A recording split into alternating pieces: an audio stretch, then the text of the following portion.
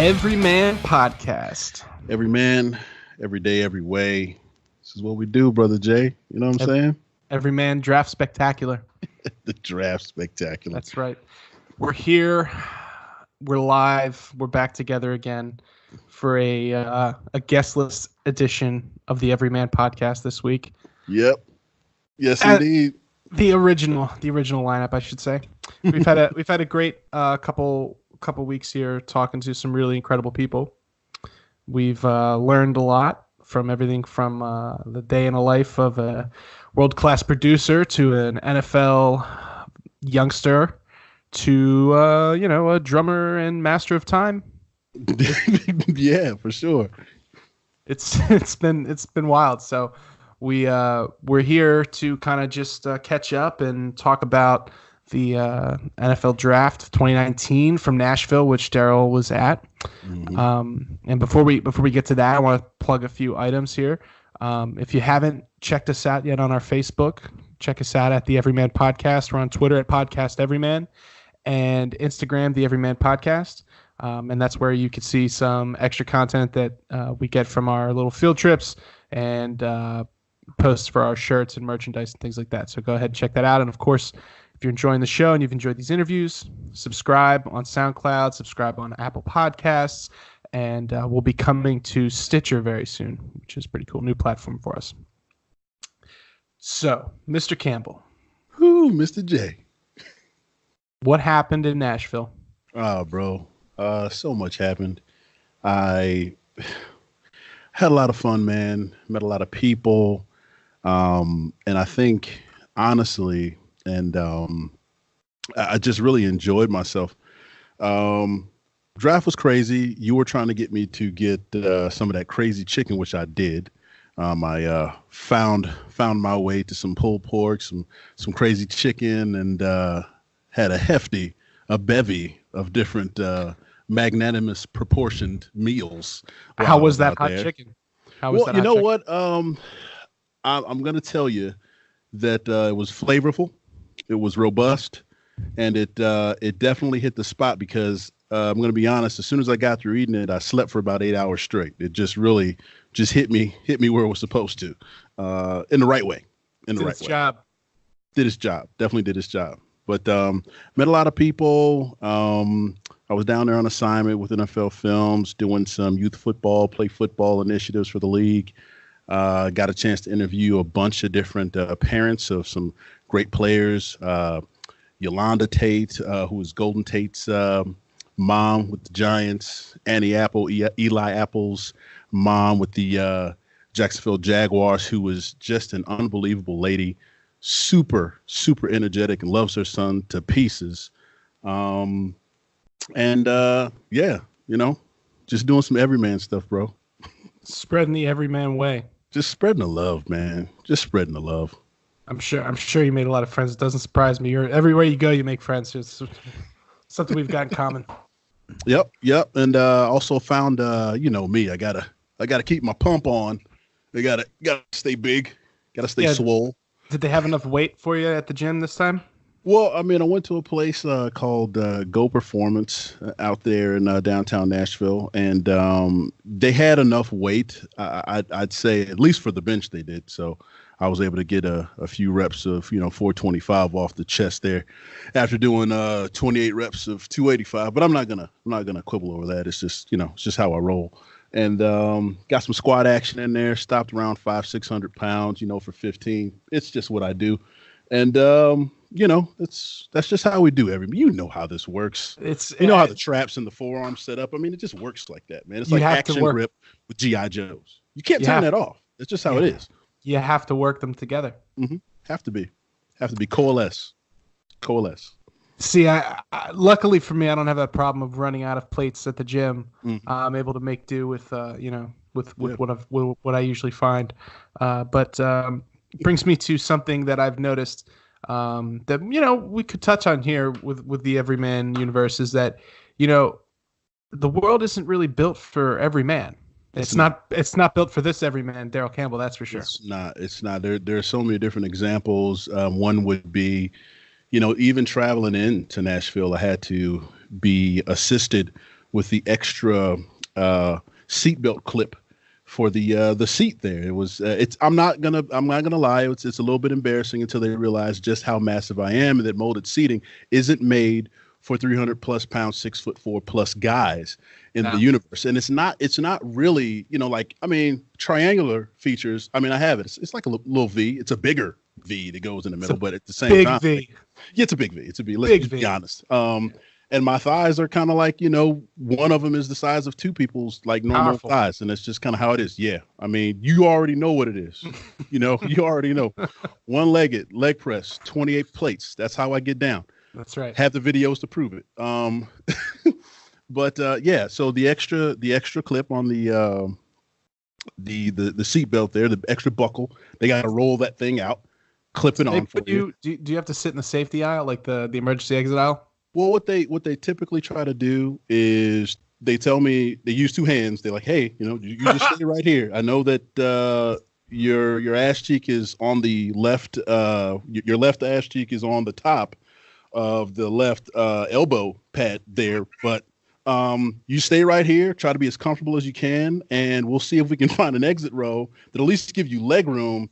Can't do anything for the bandwidth you need for that clip. That clip, but we'll just roll out a tuft of extra seatbelt for you so you can be comfortable and secure while you're 50,000 feet in the air. Don't want you tossing around. And bring an extra cargo strap up. Oh yeah, that's what you have to do. That's it. It's alarming at first, but then you kind of like, simmer down. You simmer down. I'm sure you're used to it by now. I'm just surprised that they don't have a spotter, because like if I had an airline, right, and I had people at the gate and I saw someone of your size come up, I would just radio ahead and be like, hey, listen, let's plan ahead here. We got a big guy, and it's like, let's plan accordingly. But it's always an impromptu thing. The two hands, that's how you know they're serious. Yeah. It's really, honestly, it's mainly American Airlines seat 20D. That's the one. It's my nemesis. Every time I get 20D, I always know there's going to be an issue because I won't have enough for me when I get there. And they always try to. 20D is what you need.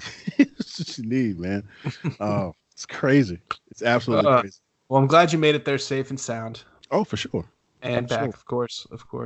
Yeah. So the draft this year, the layout I thought was pretty sick. I know Philly did a really cool when they had it here, and they had a lot more people, it seemed like, but obviously a much bigger city, so it's to be expected. But the Nashville setup looked great. So what can you say about that? Like, what was it like down there? What was your involvement with getting any of that stuff going, and what'd you think about it? Well, I think for the most part, we always do a great job setting up for the draft. We always make sure that the fan engagement is I should say premier level setup, and that everybody just has a bunch of fun. For the most part, the look of it, kind of the whole outside feel, like I said, fan engagement, cameras, just I think coverage was pretty cool. The way we had everything lit up and stuff like that. And then just Nashville is just an awesome, just city atmosphere. I mean, just great. A lot of hills. If you got to walk, you're going to get a workout. That's for sure. Because this Everyman was sweating his bag off. Not going to lie. Yeah, I had a friend who was down there for a bachelorette party, and she said that it was a great time, and the whole thing was just crazy, but in a good way. And everybody was super polite, and that's a little bit of that Southern charm you get. And I've got some buddies that have moved down there in the music business, because that's kind of where it's centered now. And everybody said the same thing, that the NFL was great to have there. And I'm sure they're looking forward to having him back. And I really liked the look of it looked like kind of like a festival or a carnival or something. It had like a different vibe to it in the last couple drafts. Festivities were great. The hospitality of just about everybody down there, from vendors to just, passersby, was fantastic. Everybody was nice, like that just Southern hospitality, man. You can't go wrong with that. And then also got to talk about me and you and the Cosmic Canoe here, because you know what, you always talk about the charm and everything, and how, people just kind of flock to that vibe of positivity, which we pump on the Everyman podcast. The Everyman charm. And dude, like I'm telling you, just being positive goes a long way, dude. As you know, in the hotel, You would get 4 free water bottles, man, some chips, my favorite Reese's, and then also Mountain Dew, bro. Yeah. If there's anything more cosmic, I mean, my relationship with Mountain Dew. Right. And it's an important aspect of the Everyman podcast and Everyman lifestyle is Mountain Dew. All varieties, Baja Blast, Game Fuel. Yeah. You need it. Yeah, I mean every single one, even the old timey one with the black label one, fantastic. Yeah. I want to circle back to something you just mentioned there. What is your favorite Reese's? My favorite Reese's. Well, because now there's so many. I have like a hierarchy of if we talk small form factor, let's go with Reese's Pieces. I love that. There's so many in a massive bag, and then if we're just that used to be all you got either too. It was just Reese's Cup or Reese's Pieces for the longest time. But they've transformed. They have like the regular extra large version of the Reese's Pieces, right? And then they have the big cup. It literally says big cup on the package. Yep. And it's like 4 Reese's in one, and it's amazing. Yeah. And you can get the ice cream one, which is about the size of a pie.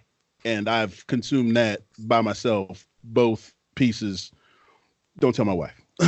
Yeah, sometimes you need one. I'm partial to the cookie ones. The cookie ones are pretty sweet, and also the mini cups. Those are my favorite. The mini cups in the bag. It's like they're like the size. I forgot about the mini cups. The mini cups are not the ones that are wrapped in foil. No. I know what they you're have talking about. They have a different peanut butter to chocolate ratio. The mini cups are where it's at for me. Oh my god! But that's I use those like sprinkles on my ice cream. Oh yeah, dude. Yeah. Why not? It's just it's just a little touch of Reese's on anything. I can do it. I can do it. So.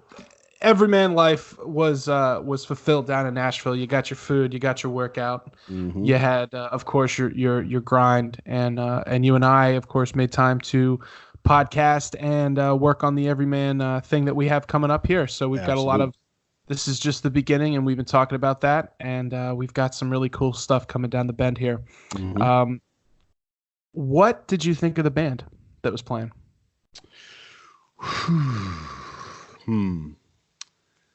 We gotta.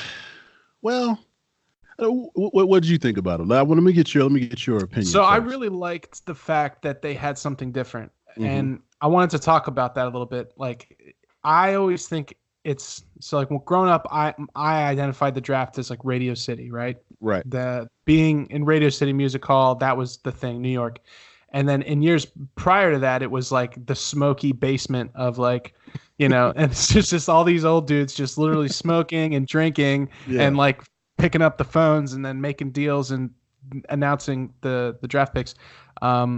So to see like I think after they got rid of when they moved on from Radio City, there's been kind of like, there was like some growing stage pains there, a little bit growing pain things. Like in Chicago, it was a little weird. And then, like, they didn't know what they want, but now I think this year they figured out that what the draft should be is like, it should be like a festival of football, and like something where you go to a town and you just engage with the city. And it's like, I think they figured out that like the Thursday night, Friday night thing is really cool. Right.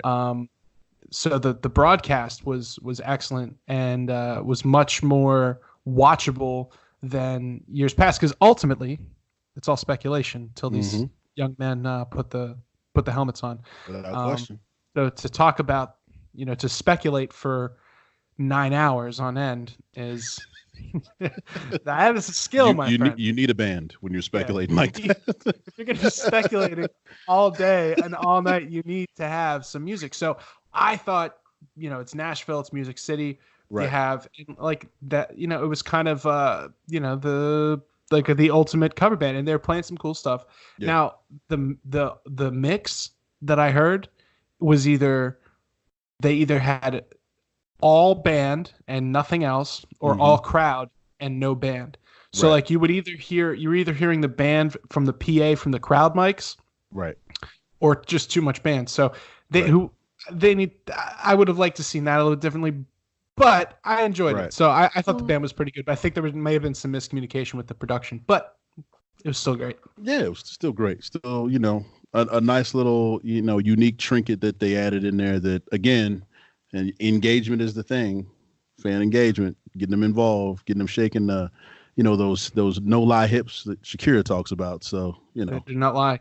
The they're, crowd seemed pumped about it, and like oh yeah, I thought it was cool. Like each player kind of had a different song. When they were coming out, it was like the wrestling fan in me enjoys that, and like I also thought the one shot that they were attempting to do most of the time, coming from the player on the phone, and they were doing the one shot through the hallway, which was very dramatic, to the reveal on the stage, very cinematic, most excellent. oh yeah.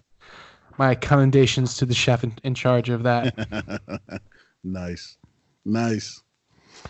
But yeah, so let's talk about the draft. So Kyler Murray went number 1 overall. That's something we were talking about Yeah, man. before. Yeah.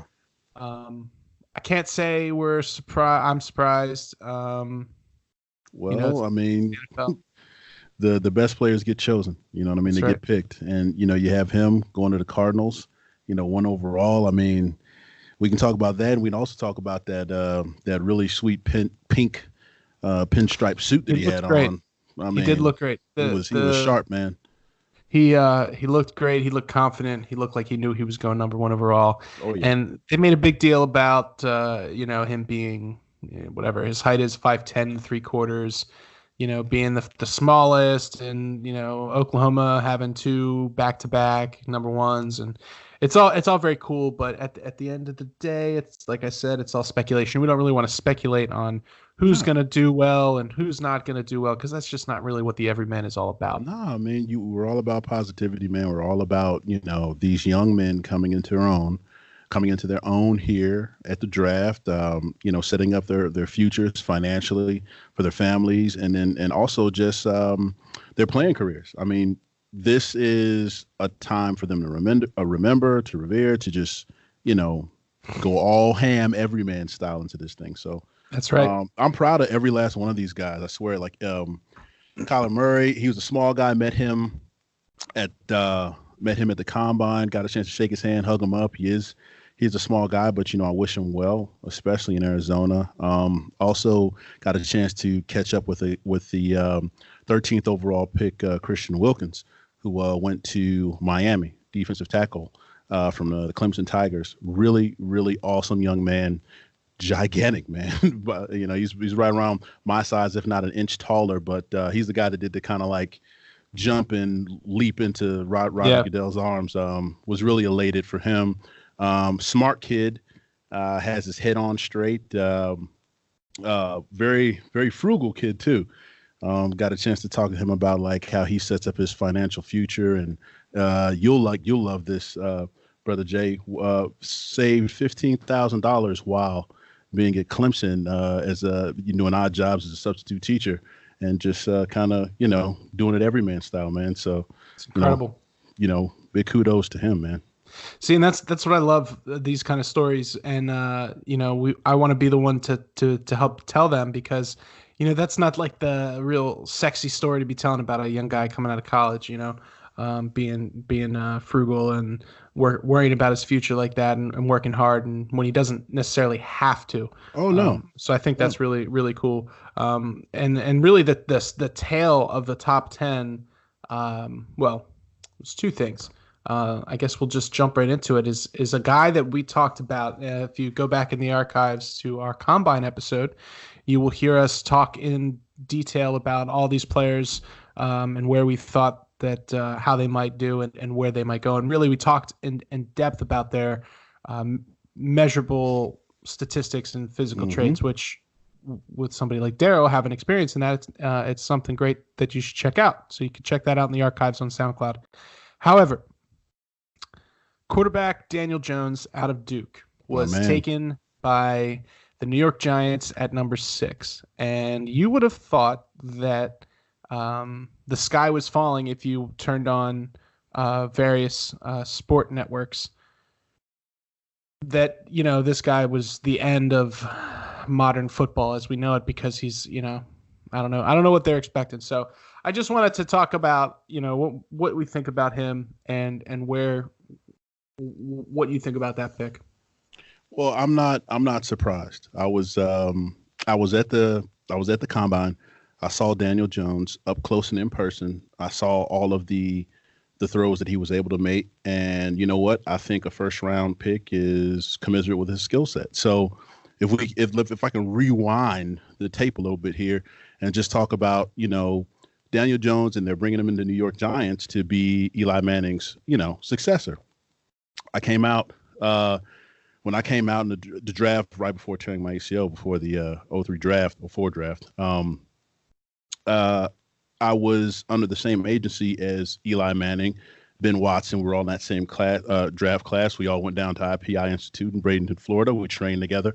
I've seen Eli Manning up close and personal as well. So to know that you have somebody like Daniel Jones that can make all of the long accuracy throws, the short accuracy throws, he has the arm strength, he has the touch, he has the release at the top of his drop. He can move in the pocket, outside of the pocket. He's not a burner, obviously, like, Kyler Murray, but at the same time, he can move. He can throw on the move. He has poise. He can handle pressure. I mean, I can go up and down the list of all the tangibles and intangibles that he possesses. He's very deserving of the pick. So I know there's a lot of backlash, a lot of, Reddit marauders out there that think that he shouldn't have gone where he is. But again, we don't like to speculate here. I can only tell you what I've seen up close and personal, and he'll have to do the rest come game day. And I know we don't like to speculate, but I do have a question about Daniel Jones from one of our listeners. Fishtown Tony wants to know who's going to last longer in the league: Clayton Thorson, the draft pick by the Philadelphia Eagles, or Daniel Jones? Well, I'd like to say I think Daniel Jones would probably last a little bit longer, only because I look at him as a 10-plus year type QB. You know what I mean? Thornton, not so much. I think he might have he'll have a decent career, but I just don't think he'll have the longevity like, say, Daniel Jones, who has the entire gamut of skills, tangibles, intangibles to be a 10-plus year QB in the NFL. That's just that's my opinion. So that's fair. That's a fair assessment. And I think, one of the players that this situation really reminds me of, because a lot of people were comparing the pick by the Washington Redskins of Dwayne Haskins later on as the player that the Giants should have taken, opposed to Daniel Jones. He's the sexy pick.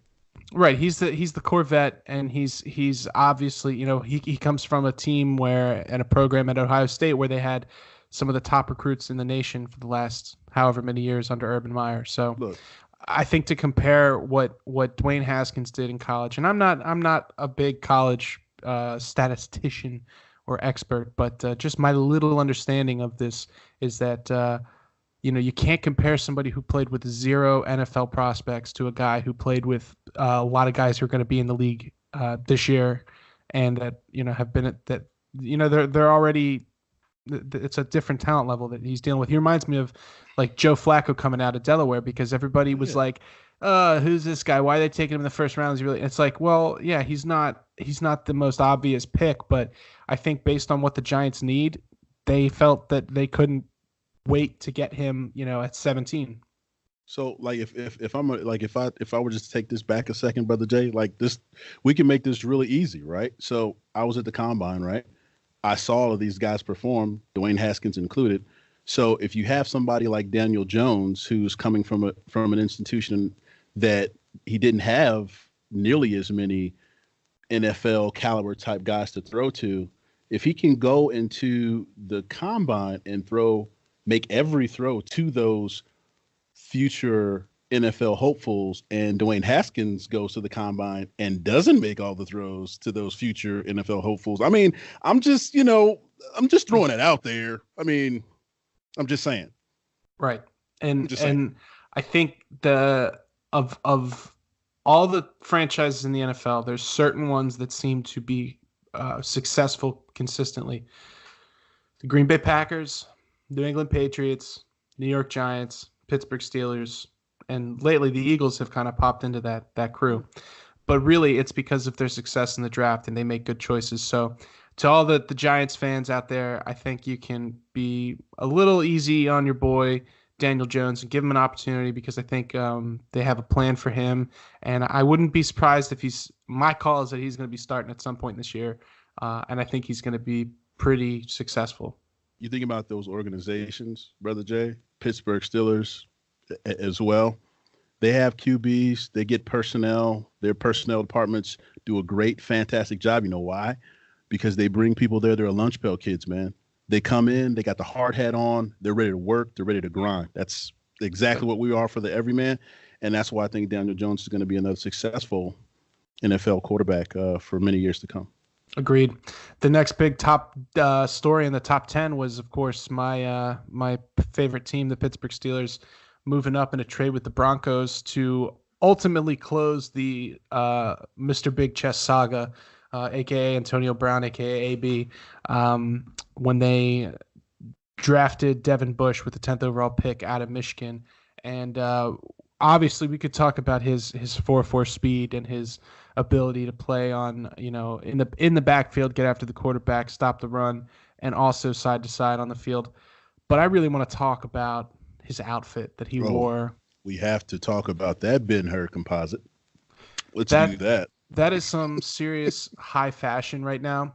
And while I don't personally dabble in the high fashion myself, I do find it interesting.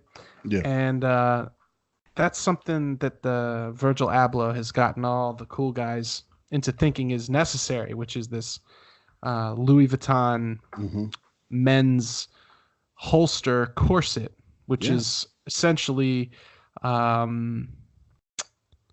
don't know, some sort of bondage gear that you wear with a really expensive suit. It's the only way I can describe it. It's the type of fashion that screams, I don't want to take this off. That's pretty much what it screams. And, honestly, it screams, I don't know how to take it off because I'm looking at it. I can't figure out where the buttons or the buckles are attached. Who knows where that thing goes.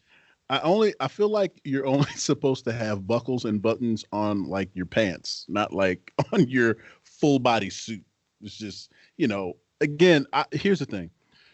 And Brother Jay, we've talked about this when we talk about the swag and the shoes. And hey, man, when you're a little smaller, there's certain things you can get away with. Big man like myself, I can't wear that without somebody probably wanting to, I don't know, maybe take me to an institution. Like it's just one of those things.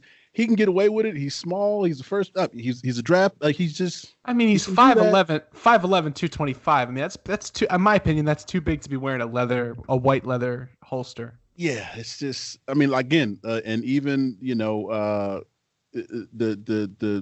draft coverage, they were trying to figure out whether or not he was wearing a sling or if it was just, part of the, I don't know. So I thought it was a sling too. I was like, dude, did he come out here hurt? Like that is not good for his image. But then I found out, of course, that it was just, kind of like Two-Face type deal going on with the, black and white. I know situation. He's going to, with that, he's also, don't sleep on his haircut either. No, we can't forget that. He's got like a kind of like a box fade with a ponytail. Very long. With a long ponytail. All the way down to the lower lumbar. Almost looks like it's a clip-on ponytail, but it's real. And it is real. He's going to fit in great with James Conner because he's got the ridiculous hair as well. Yeah. And, Juju likes to wear his Louis Vuitton Supreme sweatshirts and stuff. So at practice, so he's going to fit in just fine with those young guys. And I think they got themselves somebody that is going to be a fixture of their defense. They obviously missed Ryan Shazier a lot last year on the field, and I think he's going to be in there to fill that gap. And I say that this closes up the AB saga because, of course, they were able to leverage the third round pick that they got from Oakland into being able to make this deal so that they, could still do their Steeler thing. So very exciting. I wanted to see what you thought about Philadelphia Eagles. They traded with the Ravens in the first round up to 22 to take Andre Dillard, offensive tackle out of Washington State. What did you make about him? Well, I mean, he's got good feet. He's got good spatial awareness. He's got, good, I want to say, first attack hands. You know what I mean? So he can keep those defensive linemen off his body and protect the QB. I mean, that's what we need here in Philadelphia. We need somebody to keep Carson Wentz upright and not on the ground. So Yeah. Right, and I think they've obviously committed to Carson Wentz when they let Mr. Foles take his energy down south to Jacksonville. So Hmm. keeping him healthy is what I'm hoping for. And obviously, as Fishtown Tony recommends, they've got their boy Clayton back there just in case now. So Hmm. good on you, Fishtown Tony. And then I'm always watching, the family of the Browns because I was deep down my more bitter Steeler fan side. I was hoping the Steelers would take Hollywood Brown out of Oklahoma just to be a dick, Right. but they didn't, which makes sense. It's also very Steelery is to not do stupid things like that. But he went to the Baltimore Ravens in the first round. I feel like that I don't know. I felt like he might go in the second round. But what do you think about him? Well, Baltimore definitely needs some more receivers to, you know, I should say, make their offense a bit more dynamic, especially out of the slot. I can see him. I can see him as a guy that kind of goes back and forth from that, number one, number two spot to change it up for defensive coverages. So, yeah, I think that works out for them too. Do you think that the Patriots made themselves any better with that pick with N'Keal Harry out of Arizona State? Listen, we've talked about this. We've talked about this with Mangini. We've talked about this amongst ourselves as to what the Patriots are and what it is that they do. They're the best in the business. They have, situational football in mind with everybody that they select. So I think as far as them having to get someone, they did a great job. I think there are many different polls that have, their draft class is probably the number one in the draft, or number two, at least in the top five. But Bill Belichick is a mastermind. He knows who he needs to surround Tom Brady with to go for number seven, man. That's just all it is to it. He's on to Cincinnati, bro. He is, For man. real, for real. Did you see the call to these guys? Like he was just, hey, Jawan Williams, just wanted to let you know that you're a Patriot. Hang up. Like that, like that's just what it is, man. Like it's on to the next thing. We got our guy. We're moving on. That's it. It's business. Like, Yeah, it's I can only respect it now, and I mean we went over it in detail last week. Was there anything that stuck out to you as particularly surprising in the draft this year at all? I'm trying to think what was surprising.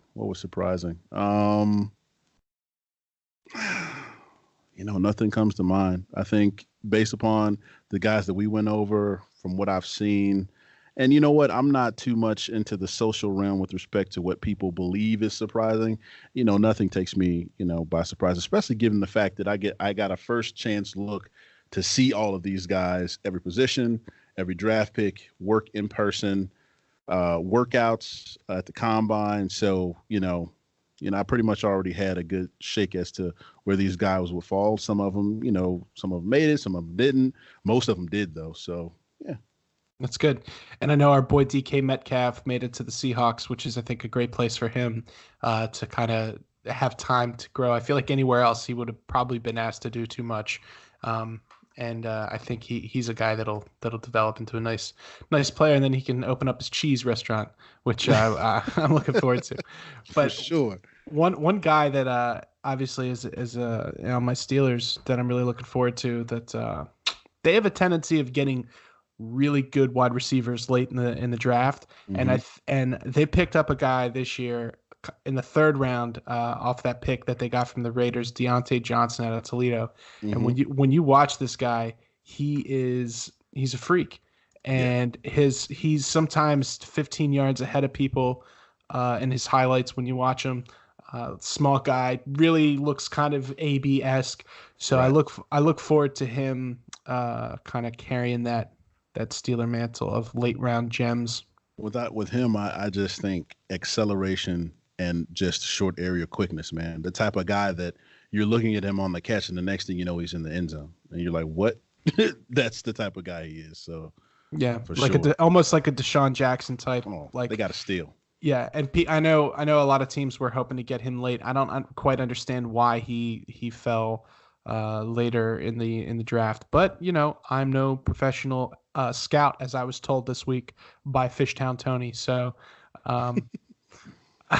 Well, I mean, it's weird, right, brother Jay? You have a guy like DK Metcalf that goes, in the second round to the Seahawks, and then you have a guy like Jeffrey Simmons, who's a defensive tackle, who tore his ACL like 2 months ago, and he goes in the first round. It's like, whoa, how does that? But here's the thing: one thing I love about the draft is teams will show you what they think about the prospects that are out there.